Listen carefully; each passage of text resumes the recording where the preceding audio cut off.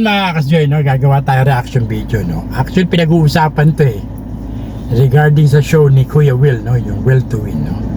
Kasi nakikita rin ng mga tao na meron siyang para anger management, no. What? When it comes to, you know, Bahala the show, ka sa buhay mo. kasi live on air Bola lang yan. si sermon. So Sira syempre ulo. para sa paningin ng mga tao hindi maganda yon, di ba? Kuya Will, wala akong masamang tinapay sa Kuya Will, no? Pero ito lang ang reaction ko, no? Well, I guess everybody have the right, you know, to make a reaction. Kasi nanonood ako sa viewers, nakikita ko kung saan medyo, alam mo, taliwas yung pananaw mo, no? Wow. Medyo syempre maraming nagbabash, no? Maraming nagre-react na negatibo dahil nga syempre hindi nila gusto yung pag-ere mo, pag-sermon mo on national television, live. Gago. Ito Kuya Will, no? Ito mga kasgoy, mga boss, no? Ito reaction ko lang. Huwag na natin patagalin, panoorin natin to. Ano ang tawag mo sa ano? Kasi hindi ko maintindihan yung mga sulat nyo sa totoo lang. But itong mga writer na to, dikit-dikit sumulat. Ano ang tawag mo sa ano? Ba't kasi kaisa? Parang kaisa. Kung Sabado kapon, anong araw bukas? Ay, quiet. Sinabi ng... Hello po? Bandaron pa po. Okay lang. Ay, Russell, hindi... Russell naman, oh. Ginawa na natin isang araw yan, Di ba? Okay. Sana naiintindihan niyo ako bakit ho ako minsan... Ayun, dumaan si Russell. Russell, dumaan ka sa camera. So ayan, napanood nyo mga kasgoy, no? Pero kitang-kita naman, no? Ang masabi ko lang, Kuya Will, no? Just an advice, wala akong karapatan, no? Mag-bash, no? Ayoko ng ganun. But just a constructive criticism, no? I hope this is just a positive, no? Insight coming from us as viewers, no?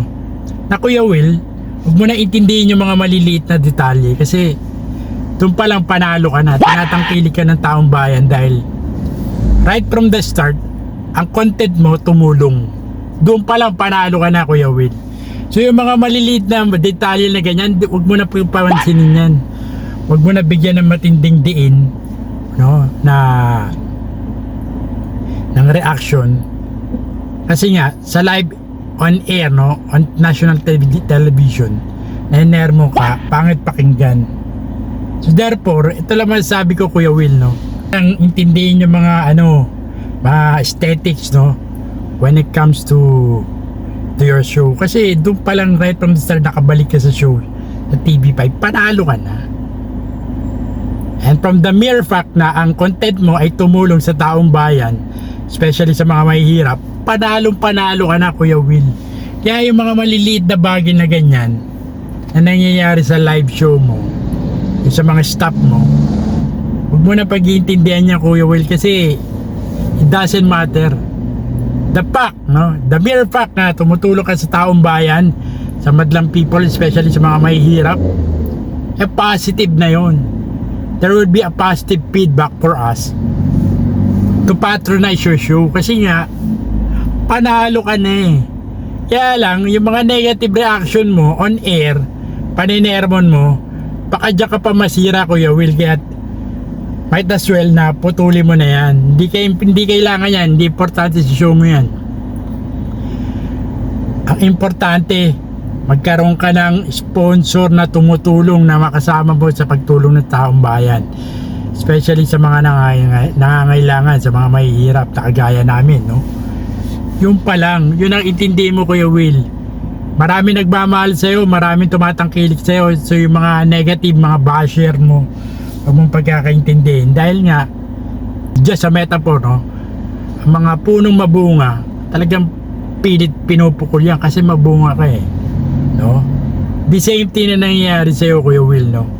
Kasi nga, successful ka na, bumabalik yung pagpapala doon sa pagtulong na ginagawa mo sa mga tao, sa mga mahihirap. So yun lang mga kasigoy, no? Comment down below, gusto ko malaman yung mga reaction nyo, no? Until next time mga kasigoy, Muli po, ito po si Cesar Castillo Jr. nagsasabing tirahin mo na yan. Baka tirahin pa na iba until next time siguro. Peace out.